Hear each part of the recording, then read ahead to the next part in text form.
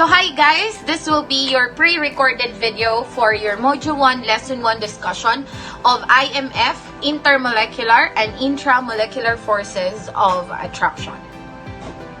So let's start by simply defining what is the difference between intramolecular and intermolecular forces of attraction.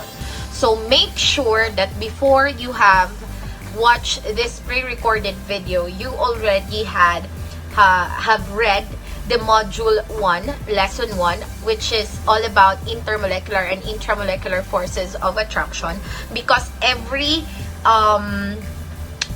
content and every knowledge-based definition of all the terms that we will be using in this pre-recorded videos are all there. So I'm not gonna focus more on that, but I'm gonna focus on how are you going to identify this so-called IMF.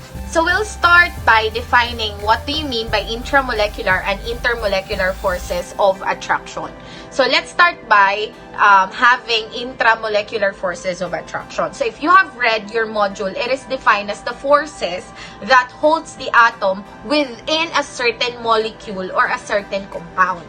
So para hindi lang kayo maguluhan, think of it as intramuros. Intra, the word intra, which means nasa loob. So if you're going to have this water, okay, yung forces of attraction niya is between these particular elements, which is H and O. So yung meron sa kanila na forces between H and O, that's what you call intramolecular, because it's within. Okay, it's within the compound. Now, how about intermolecular forces of attraction? It is now between two the same molecules. It may be the same or it may be different molecules. So take for example, we have two molecules of water. Okay, so I've drawn two molecules of water. Ano yung intermolecular forces of attraction dyan? If you're going to identify, later on we're going to discuss paano nangyari yon. But in this case, I'm just gonna put the charges, okay, the partially positive side and the partially negative side, okay, of all the elements para mamaya i-discuss ko kung paano naging ganyan. So, what is intermolecular forces right now? It's the attraction between the partially negative side of one molecule to the partially positive side of the another molecule. Okay, so in this case, you have the partially negative will bond to this partially positive side. This partially positive will bond to this part. Okay? Hindi naman bond, but there is that so-called forces. Why? Because we all remember, we should always remember that of course opposite attracts. Positive always attracts the negative one. So lagi yan. Okay? Even in magnet, 'di ba? Even in physics. So that's the idea, that's the whole thing, or that's the idea of intramolecular and intermolecular forces of attraction. Again, when you say intramolecular forces of attraction, it's the forces acting within the certain atoms, okay, of a certain molecule. When you say intermolecular forces of attraction, these are the forces of attraction between two molecules. Okay, in this case, two water. So, dito, basta isipin nyo lang yung intra, hindi na kayo maguguluhan. So, pag intra, yun yung loob. So, that's the difference between intramolecular and intermolecular forces of attraction. So, let's start discussing the first type of intramolecular forces of attraction, which is ionic bonding. So, ionic bonding. I know that some of you already know what ionic bonding is. If this is face-to-face, I have asked you already what's the definition of ionic bonding. But, of course, ako lahat ngayon. Ganon. So, you have ionic bonding. When you say ionic bonding, iisipin nyo lang, it's always a metal plus non-metal. Okay? So, you have the metal plus non-metal. So, if you're going to have an example of this one, of course, gamitin na natin yung pinakamadali. Let's have the sodium chloride. Okay, so what's happening between sodium chloride is just simply identified if we're going to draw its Lewis structure. So we know that sodium chloride is actually in group 1, that's why it has 1. Okay, it has 1 valence electron. While chlorine is in group 7, that's why it has 7 valence electron. Now, Miss, what do you mean by valence electron po? Parang nakalimutan na po namin. O, alam ko, maiisip nyo yan. So, let's review. Sodium is, sodium and chlorine. So, for the electron configuration, I am assuming that you guys already know how to write electron configuration kasi it's already discussed in your Gen Chem 1. But, just a review, okay, since we're already here and for others na medyo nakalimutan na, review lang to. So, you have this electron configuration, di ba? Naalala lang natin, all you have to do is to draw a line here na paganyan. Okay, I have a song here. Ewan ko kung ganun din yung sa inyo, yung sa naturo ninyo, para lang maalala nyo. Si Susan pumasok sa pinto. Si Daddy pumasok sa 4S to 5S2. Si Daddy pumasok sa door. Okay? Tapos meron pa yan dyan. Pumasok si Frankie Daddy, pumasok si Frankie Daddy. Something like that. So, yan yung kinakanta ko. Para, kunwari, kapag nagsusulat kayo ng ganito, dire-diretso na. Since medyo maliit lang naman yung atomic number na ginagamit natin. So, pwede yun. So, you have si Susan pumasok sa pinto. Then, alam niyo naman, when you have S, okay, the maximum electrons na kaya ni S orbital is 2. For P, it is 6. For D, it's 10. And for F, it's 14. Okay. Review lang yun. Okay. So, let's go back now. So, why do we need this? Okay, Miss, bakit kailangan naman natin yan? Because we should know rather, ano po yung valence electron ng mga elements na to. Why is it important? Because I am telling you a while ago, di ba, nabanggit ko sa inyo that we will be using or we will be utilizing the valence electron of every element here for us to have the ionic bonding. Mamaya makikita nyo kung bakit. So in this case, what is the outermost part or what's the outermost orbital of sodium? Of course, ma-identify nyo yan sa 1, 2, 3. So, dahil si 3, of course, siya yung pinaka-outermost. So, ibig sabihin, meron tayong ilang electrons for the valence electron ng sodium. When you say valence electrons, it's the electrons in the outermost shell. So, that is 1. So, ibig sabihin, if you're going to draw sodium, that is Na. Kunwari lang, that's a circle, that's the orbital. So, you have 1, that's the S. Then, you have here the 2. Then, you have the 3. So, in the third orbital, ilan? So, you have 1 electron. Okay? Ibig sabihin, the valence electron of sodium is 1. Okay? Now, let's have chlorine. How about chlorine? See, this is the first orbital. This is the second orbital. Then, you have the third orbital. So, dahil third orbital siya, palitan lang natin to ng chlorine. Okay, now let's determine kung ilan ang electrons ngayon sa outermost shell ni chlorine. So, sa first orbital niya, merong 2. Second orbital, may 8. Okay, following octet rule. Ito ngayon, 7. Ibig sabihin, there are 7 electrons. Okay, there are 7 electrons in the outermost shell of chlorine. Okay, so, ano ngayon yung importance of knowing the valence electron? So, this is 1 electron and this is 7 electrons. So, ang next natin i-discuss is what's the importance of this valence electron. Okay, so tapos na natin ma-determine yung valence electron ng sodium at ng chlorine. So, ngayon, ang next natin gagawin is to identify how ionic bonding was formed between sodium and chlorine. So, take for example, this is your sodium and chlorine. Sinabi na natin a while ago, and we determined already, that the valence electron of your sodium is 1. And the valence electron of your chlorine is 7. Okay? So, madali lang yan. Actually, you don't have to do the electron configuration. Yung kanina, very grade 1 lang yun para at alam nyo yung process. But, you could actually have it agad-agad. Why? All you have to do kasi is to determine what group it is. Okay? So, yung mga nakakaalam dyan, very good kayo. So, if you're going to take a look at your periodic table, sige, you get your periodic table right now para kunwari mukha tayong nagdi-discuss kahit malayo ako dyan. Diba? Okay. So, yung group 1, you can see that in group 1, it's hydrogen. Diba yun yung nauna? Okay. Lahat ng nasa baba dyan, dahil metal sila, okay, so it will, the tendency of a metal is always to give off. That's why all metals has the capability to become a cation, a positively charged ion.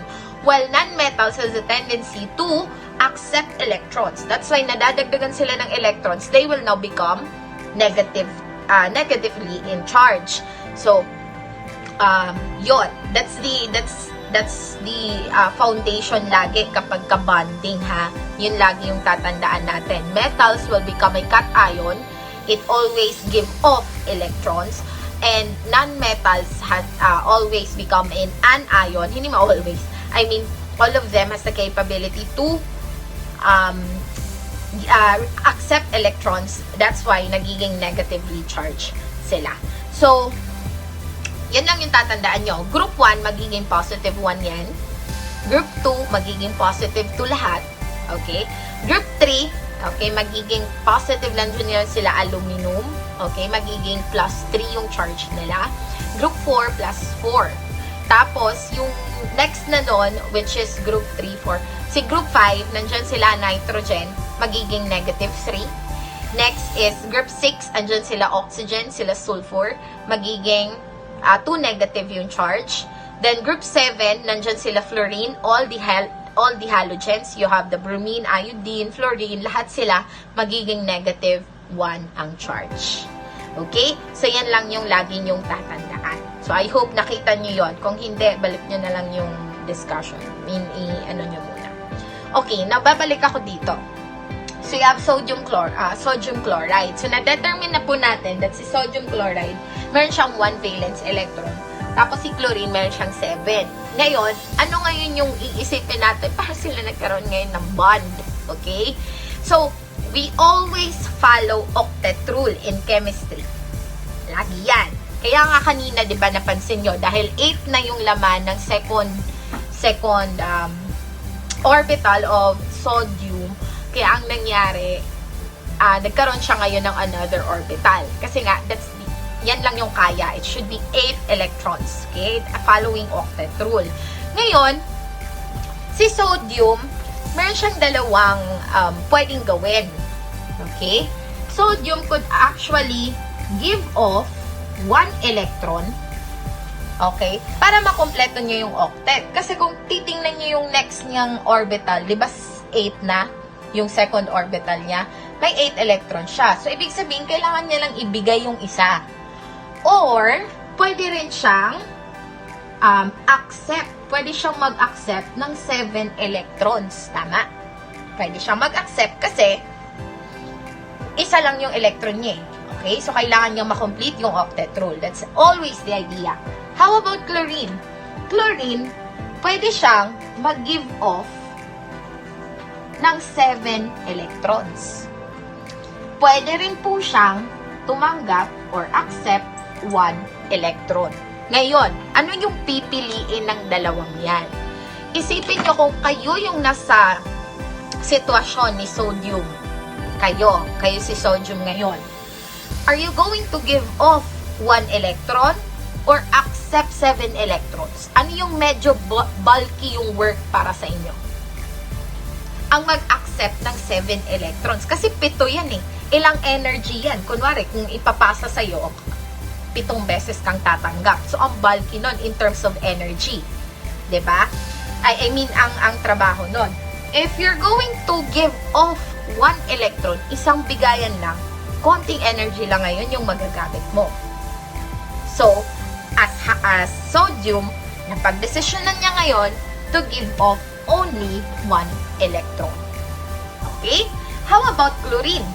Okay, if you're chlorine, are you going to give off your 7 electron or accept 1 electron? Ano yung medyo hindi ganun katrabaho for you? Of course, to accept 1 electron.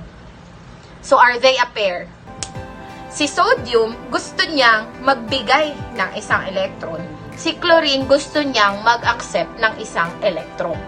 So, pair ba sila? If yes, then they could do ionic bonding. Because the other one could give off its one electron, and ang gusto niya rin naman niya ay makapag-accept ng isang electron. So, that's why sodium chloride happens. Because sodium will now give off its one electron to chlorine, which has 7 valence electrons. So, if you're going to count now, you have 1, 2, 3, 4, 5, 6, 7, 8. Kasi nga, si sodium, binigay na niya yun. So, si chlorine, followed na niya yung octet rule. Miss, paano si sodium nawalan? Nawalan siya. Ibig sabihin, nawala lang yung third orbital niya. Pero kung titingnan niyo yung second orbital niya, 8 yan. Ibig sabihin, sodium also follows the octet rule. So, that's how ionic bonding between sodium chloride happens. Going back lang tayo, we've already know paano naging, yan, na-erase na siya. Okay, paano naging ganyan yung bonding natin between sodium and chlorine and sodium chloride. So, ang next ngayon is to identify the intramolecular force of attraction. So, since the involved elements is a metal and a non-metal, then that means it is an ionic bonding. There is a giving off, which is done by sodium, and there is an accepting of electrons done by chlorine. So, this particular example is actually an ionic bonding, which is an intramolecular force of attraction. So, we are done discussing ionic bonding already. So, for this part, we're going to discuss the second intramolecular forces of attraction, which is covalent bonding. So, let's have first the idea or the general idea of a covalent bond. So, when you say covalent bonding, it's a lot different with regards to ionic bonding. Because when you say ionic bonding, there's a giving of and receiving of electrons. In here, in covalent bonding, they are actually sharing electrons. Okay? And how are we going to determine that one? Make sure that all elements involved in the bonding are actually non-metals. Ibig sabihin, when you have covalent bonding, both of them, if you have, take for example, hydrogen and sulfur, this is dihydrogen sulfide. So, you have both elements are actually non-metals. So, you have hydrogen and sulfide. So, that suffices one of the requirements of having a covalent bond. Now, let's identify if they are actually sharing electrons. So, let's review the Lewis structure of hydrogen. Hydrogen actually has one valence electron. Because it's in group 1, it has an atomic number of 1. So, it has 1 valence electron. Yun lang yung nag-iisang electron niya. And hydrogen is one of the parang exemption to the rule of the exemption to the octet rule. So, siya lang yung okay lang na hindi naman sumunod dun sa octet rule na kailangan in every orbital, okay, in every energy level, dapat 8 yung electrons mo. So, siya hindi. Kasi ang meron lang naman siya is only 1 electron. Okay? So, yan. So, you have hydrogen. How about sulfur? Sulfur is actually in group 6, if I'm not mistaken. Yan, tama. So, since group 6 si sulfur, that means sulfur has 6 valence electrons. So, you have 1, 2, 3, 4, 5, 6. You have 6 valence electron for your sulfur. Ngayon, i-identify natin where's the part that we are saying, the sharing part. Okay? Kasi it's covalent bonding eh. We need to identify paano sila ngayon nag-share. So, since sulfur has 6 valence electron, kung mapapansin ninyo, ilan yung electrons na dapat meron siya para ma-follow yung octet rule? Kailangan niya ng dalawa na mag-share sa kanya. And having hydrogen with 1 electron, that means nasusuffice ngayon yung electron na kailangan ni sulfur. So, ilang hydrogen yung kakailanganin mo para ma-follow ngayon ni sulfur yung octet rule? You need 2 hydrogen. Okay? Because you need 2 electrons. So, that's why you have 2 hydrogens here. So, these electrons now of hydrogen is shared between the 2. Okay? And, of course, merong 6 valence electrons si sulfur, which is 1, 2, 3, 4, 5, 6. And ito naman yung isa. Okay? 1, 7, then 8. Because they're sharing electrons. Okay? So, that's the difference between covalent bonding and ionic bonding. So, in simply, covalent bonding, they're just sharing electron. Bigayan lang, kumbaga. Ganon. Okay? So, yun. That is covalent bonding. Now, we have 2 different types of covalent bond. The polar and the non-polar. So, by this time, I want you to search in the internet the different electronegativities of elements. Okay? Don't worry kasi kahit diverse yung periodic table, pare-pareho yan ng laman ng electronegativity. So, we have 2 different types of covalent bonding. We call it non-polar covalent bond and the polar covalent bond. So, in this time, okay, you need to have the electronegativity value. So, you could just easily surf the internet using Google. And you can type electronegativity values of elements. Then, meron ng values dyan na mabibigay sa inyo. So, in covalent bonding, we need to know the electronegativity because we need the what we call ED. Nawala nga siya. So, we need the electronegativity difference. That's ED. So, what's the importance of ED or the electronegativity difference? We need that one for us to be able to know if the compound is non-polar covalent or polar covalent. Okay? So, the range of those values should be from 0.0 to 0.5. That's how you'll know that the compound is non-polar covalent. And 0.6 to 1.9 is for polar covalent. And if it's greater than or equal to 2.0, then that's ionic bonding already. So, the range from 0.0 to 1.9 is for the covalent bonding. However, let me just clarify this, hindi naman at all times ganito. Kasi take for example, the electronegativity difference between the 2 elements is actually in this range. Pero, meron siyang metal. Okay? There's a metal in the compound. So, that means that's automatically ionic bonding. Regardless of the electronegativity difference value. Okay? Kailan lang to nangyayari? If the elements involved in the compound are all non-metal. Kapag lahat non-metal yon, then we're going to follow these ranges. The polar and the non-polar covalent bond. So, binibigyan ko, inaano ko lang, kina-clarify ko lang yon. So, not at all times. Kailangan i-check nyo pa rin if the elements are actually all non-metal. Then, you're going to follow this one. But, if meron ka ng metal, then automatically the partner one is a non-metal, then that's already ionic bonding, regardless of the electronegativity difference. Okay, so that's the range for the electronegativity difference value. So, let's try, okay? Let's try to have the electronegativity difference between these 2 bonds. This is our example a while ago, the dihydrogen monoxide. So, we have 2 bonds here. We need to identify, are they polar covalent or non-polar covalent? So, let's check. What is the electronegativity of hydrogen? That's 2.1. Okay? Sana nakita nyo. Sana meron kayong values dyan. Then, for sulfur, that is 2.5. That's 2.5. Of course, this is also 2.1. So, if you're going to subtract, that's 2.5 minus 2.1, the electronegativity difference between the bond in this bonding is 0.4. Then here is 0.4 as well. So since that's the ED, if you're going to take a look at the range, then that is non-polar covalent bond. Ibig sabihin, dihydrogen monoxide is actually a non non-polar covalent compound. Okay?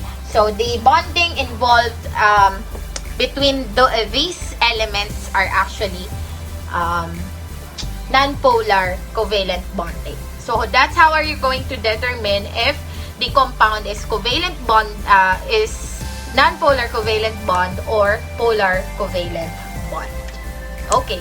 So, kung hindi kayo naniniwala, let's have another example, which is sodium chloride, yung kanina. Let's just check. So, sodium chloride. What's the electronegativity of sodium? That is 0.9. How about chlorine? Chlorine is 3.0. Subtract the 2, that's 2.1. That's the ED. So, nasaan yung 2.1 dun sa values? It's actually here. Greater than or equal to 2.0, and that is ionic bonding. Pero kahit na, you don't have to subtract the electronegativity values of these. Why? Because sodium is actually a metal. The other one is a non-metal. Automatically, that's a non-metal. That is now an ionic bonding. Okay? So that's how are you going to have the electronegativity difference. So for the third intramolecular forces of attraction, we have metallic bonding. So from the word itself, metallic, so of course, the elements that are present in the bonding are all metals. Okay, take for example, you have silver, you have gold, you have mercury. So those are metals. And of course, some other metal alloys. So that is another intramolecular forces of attraction. So in discussing metallic bonding, we are going to use what we call electron C model. Okay? So, take for example, you have this electron C model.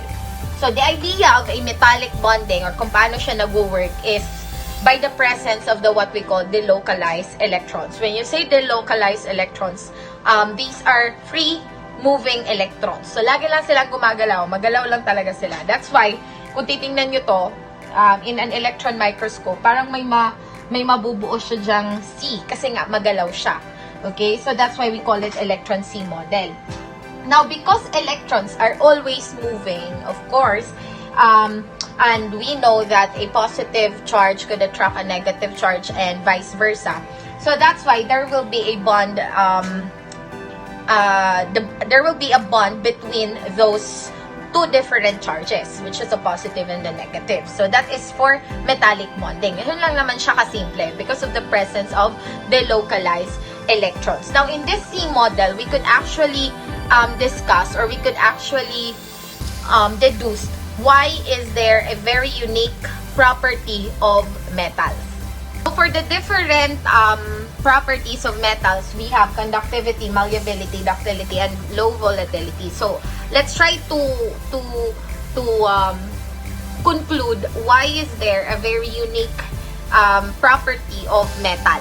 Okay, that is because of metallic bonding. Now, let's explain it using the electron C model. Let's have the first one, which is the conductivity. So, we all know that metals are very good conductors of electricity. And if you're going to define electricity, of course, it's the flow of electrons. And since you can see the localized electrons here in our electron C model, that concludes that metals are very good conductors of electricity because of the presence of these delocalized electrons. And because, of course, they are freely moving, okay, that's why flowing of or electricity or conductivity is good.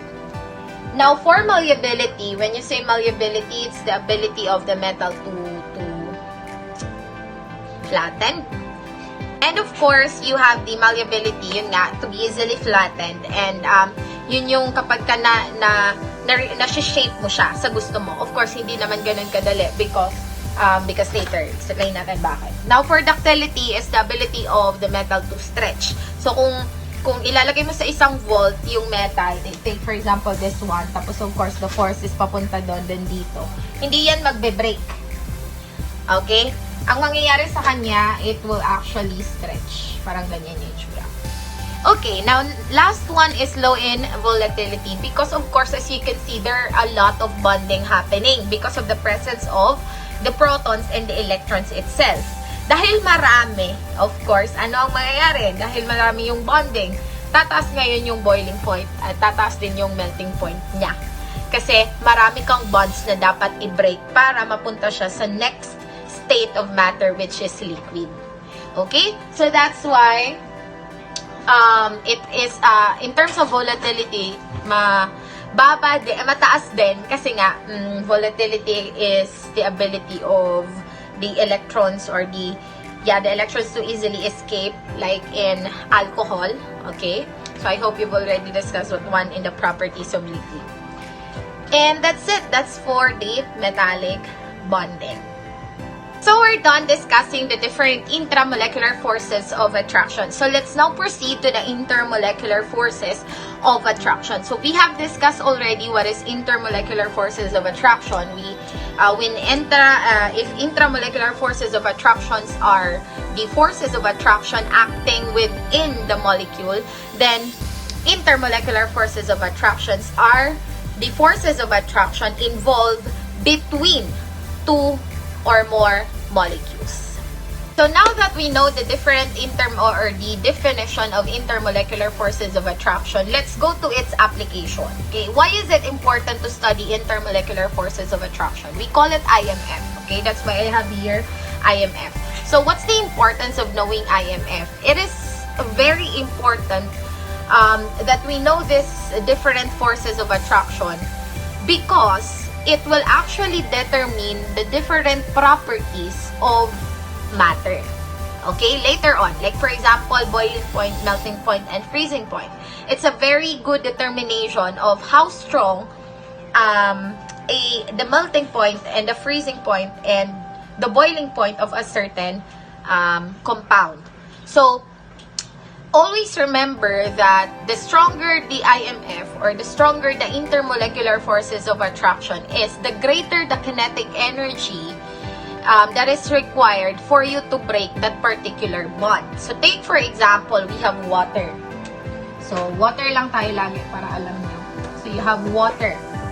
So we know that water is a covalent bond, okay, or it's a covalent compound. So if we have water and this is intermolecular forces of attraction, of course we need another molecule here for us to identify that this is intermolecular forces of attraction. So you have these two molecules. So since you have these two molecules, now let's determine where is the intermolecular forces of attraction. So kanina nabanggit ko na yon. You have the partially positive, negative, positive, partially negative, partially positive, and partially positive. So there will be a force of attraction between this partially negative and partially positive side. This one. Then meron din dito. Then ito.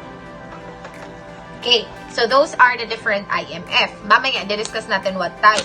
But the idea is the greater, okay, your IMF, which is in this case you have 4. Okay, you have 1, 2, 3, and 4. You have 4 IMFs.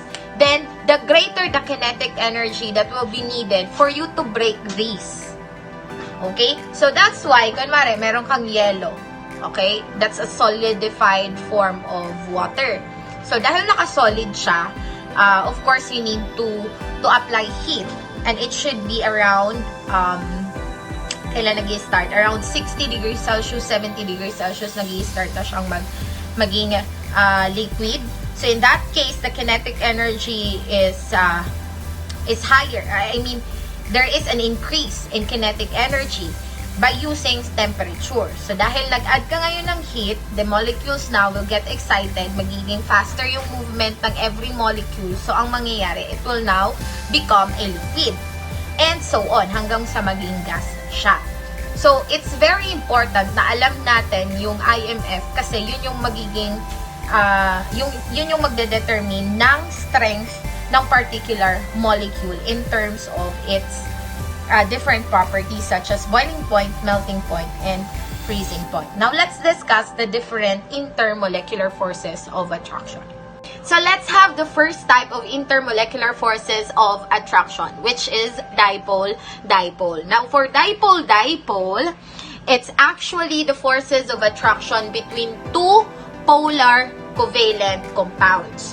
So that's why we've discussed a while ago how are you going to determine the polar and non-polar covalent compounds in preparation for our discussion of dipole-dipole. So that's why I've written already the different electronegativities of the elements, namely hydrogen and oxygen in this case, because we're going to use dihydrogen monoxide, which is water. So you have H for 2.1, that's its electronegativity, and for oxygen we have 3.5. So you get its electronegativity difference, that is 1.4. So where is 1.4 in the range? It's actually in the polar covalent bond. Okay, it's in that range from 0.6 to 1.9. So you have polar covalent bond. So since we've already checked that water is actually a polar covalent bond, so that means it could actually create dipole-dipole attraction. So paano natin malalaman ngayon yung dipole-dipole attraction ng water? So there is another important role of identifying the electronegativities of every element in a compound. One of its importance is that the determination of the what we call dipole, the dipole moment. Okay, so we call it dipole moment. So what do you mean by dipole moment? In chemistry, we are going to use the sign arrow. Then all you have to do is to put a line there. So that's that is how are you going to show the dipole moment. So yung arrow na yan, naka-point yun dapat sa mas pinaka-electronegative na element. Why? Because when you say electronegative, or it's the electronegativity, it's one of the trends actually in the periodic table, if you've already discussed that one in your general chemistry 1. So electronegativity means how strong is the ability of a certain element to attract electron. So in this case, dahil mas mataas si oxygen, that means mas may capability siya kaysa kay hydrogen na mag-attract ng electron. So anong mangyayari ngayon? If you're actually pulling right now, parang magpupull ka ng dalawang object. Okay? Since si hydrogen, hindi naman siya ganun hindi naman ganun kataas yung electronegativity niya. Ibig sabihin, mas malakas si oxygen. So, mas malakas yung hila ni oxygen dito sa kabila. So, the tendency of that is mas lalapit sa kanya ngayon yung electron ni hydrogen. And if that's the case, kapag mas malapit ngayon kay element yung mismong electron, then magiging negative charge siya. Okay? But not totally. That's why we're going to call it partially positive and partially negative side. So you have here, where's the dipole moment between this bond? The hydrogen and oxygen. Since oxygen is the higher, it has the higher electronegativity, the dipole moment will go to oxygen. So that's the dipole moment. How about this one? Papunta rin siya kay oxygen. Same with this one. Papunta kay oxygen, papunta kay oxygen. So that's the dipole moment. So kung titingnan nyo, both of them nag-meet dito sa oxygen. That means your oxygen now is your partially negative side. Kasi mas malapit sa kanya ngayon yung both electrons ng hydrogen. Mas kinukuha niya.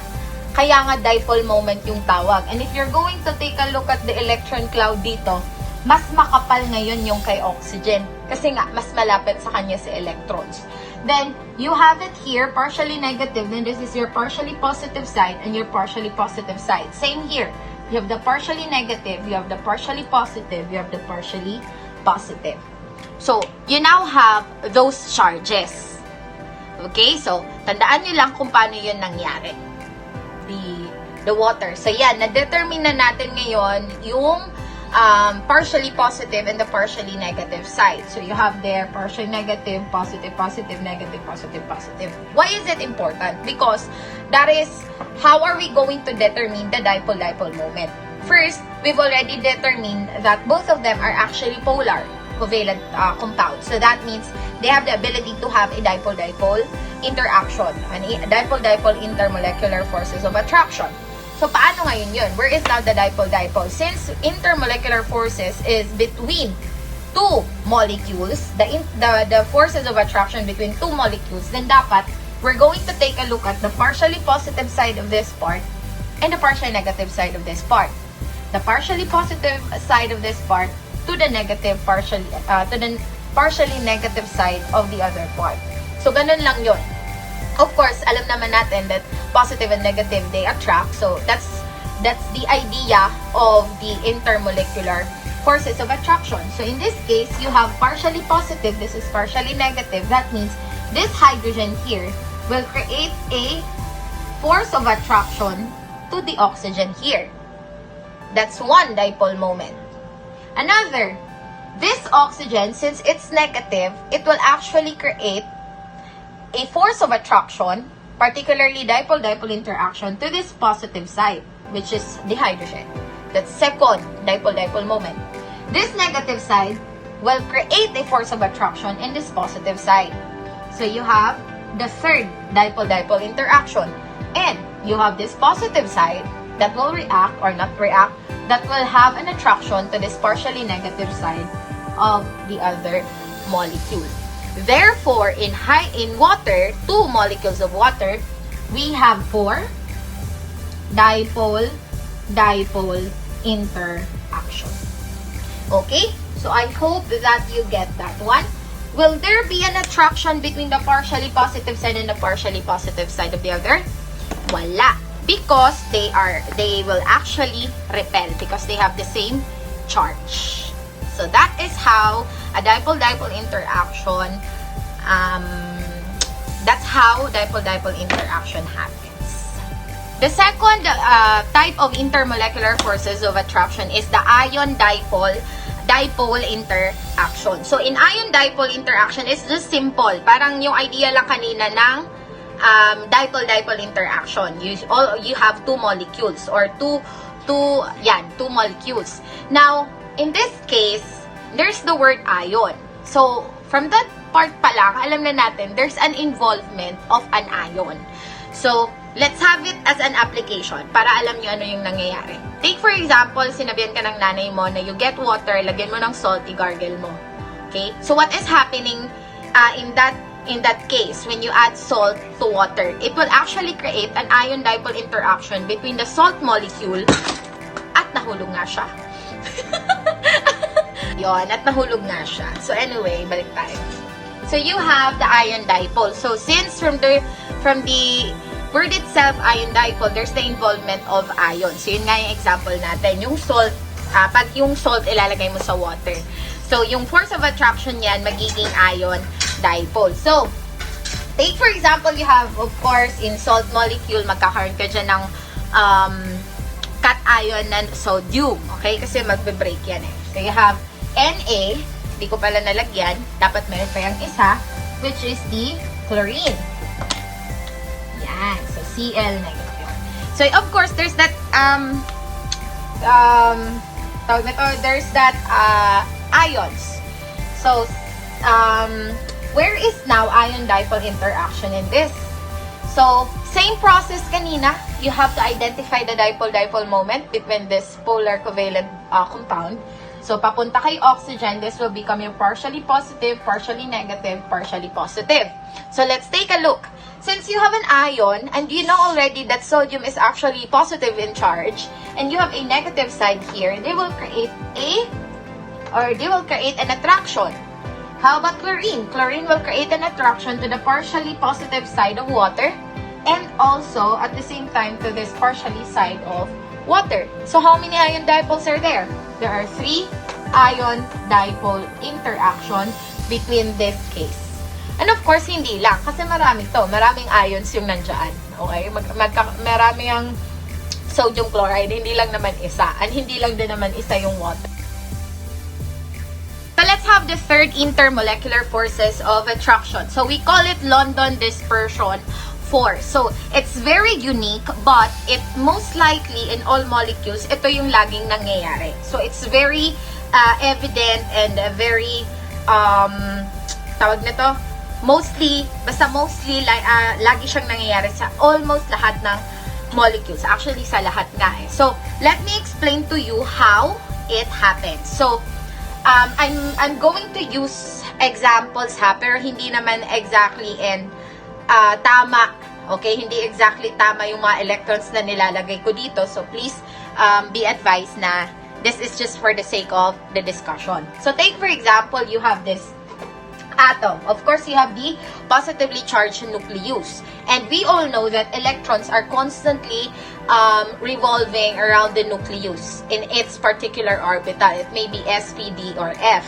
So, in this case, umiikot-ikot yan. And since it's always moving, there will come a time, okay, that most of the electrons are actually on the other side. So, ang mangyayari, pwedeng mangyari to that electrons, because they're constantly moving, mapupunta yung ibang molecules, or most of the electrons rather, are actually on the other side. So, ang mangyayari, magiging electron deficit, okay, we call it electron deficit, yung other side. So, dahil electron deficit siya, what will happen now to the other side? Mas marami siyang electrons, that's why it will create a partial charge. And we call it partially negative side. Bakit partially negative? Let's use blue para mas makita. Bakit naging partially negative side siya? Kasi nga, of course, naging mas marami yung electrons that are present in that side. How about the side that is electron deficit? It will actually become partially positive in charge. And alam natin that this particular atom, may katabi siyang another atom. Diba? Gano'n naman yun lagi. Dahil may katabi siyang another atom, makaka-apekto ngayon yung partially positive side na to. So that's why, okay, kunwari, it's the electrons are actually moving, okay, around the nucleus. So what will happen now on this particular side, okay, dahil naging partially positive naging partially positive ang side na to, dahil electron deficit siya, then that means itong side na to, dapat pupunta dito yung maraming electrons. So, mas mapupuno, mas dadami ngayon yung electrons dito na side, kasi nga, naging partially positive side to. So, it will actually attract the electrons. So, we have now electron-rich side, then you have the electron deficit side. So, ang mangyayari, there will now be a partially negative side again of this particular atom, and there will be a partially positive side of this atom. So, where is now London dispersion? It is now the bond between, not bond, rather, it's attraction.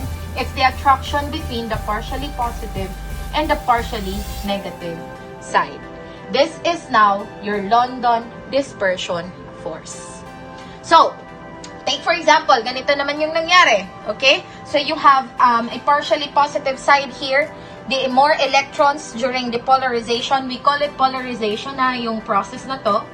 When the electrons are constantly moving, tapos nagkaroon ka ngayon ng partially negative and partially positive side because of the constant moving of the electrons, then what will happen is that you will create partially positive and partially negative side. That is what you call polarization.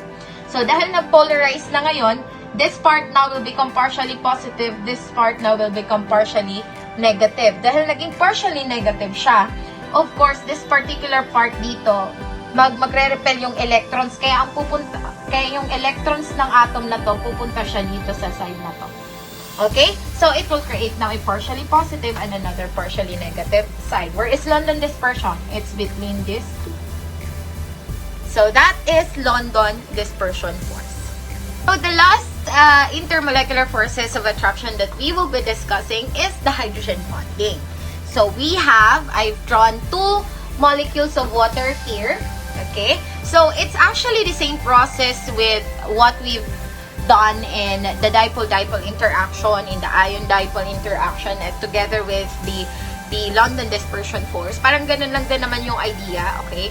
But in here, there's a very special intermolecular forces of attraction, which is hydrogen bonding. From the word itself, hydrogen bonding, of course, there is now the involvement of hydrogen. Okay? So if it created an attraction, if hydrogen created an attraction to fluorine, oxygen, or nitrogen, then that is a hydrogen bonding, not a dipole-dipole attraction. So, example. In this case, of course, we know that this is your partially positive side, partially negative, partially positive side, positive, negative, and positive. And I've mentioned a while ago in dipole-dipole that there will have the partially positive side of the other molecule will have a bond to the partially negative side of the other molecule. So in this case, you have partially positive, it will create a bond, or no, sorry, not bond, it will create an attraction to that negative side. This oxygen here will create a negative, an attraction rather, to the partially positive side of the other. Then, dun din sa kabila, then this one will also have an attraction with this one. So there are a total of four dipole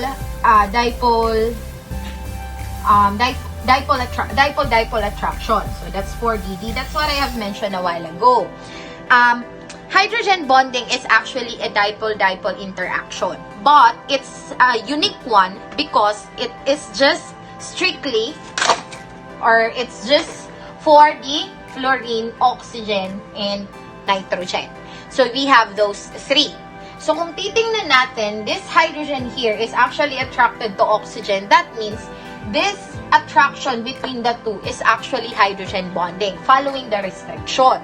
And how about this oxygen? It's attracted to this hydrogen. It's attracted to this hydrogen. That means that is also hydrogen bonding. So technically, the four dipole interaction that we have is actually for hydrogen bonding. Okay? So again, hydrogen bonding is a dipole-dipole interaction, but it is just strictly for fluorine, oxygen, and nitrogen having an attraction to hydrogen.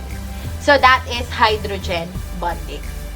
So those are the different types of intermolecular forces of attraction and the different types of intramolecular forces of attraction. If you have questions with regards to this pre-recorded video, please write it down, and you can ask that one during our synchronous discussion. But let me have this as we end this pre-recorded session. Let's compare intramolecular forces of attraction and intermolecular forces of attraction. Of course, if you're going to see the technicalities between the two forces of attraction, intramolecular forces is the stronger forces of attraction between the two. Why? Because it involves the attraction between two atoms. If you don't have any attraction between those two atoms, then you cannot create an intermolecular forces of attraction.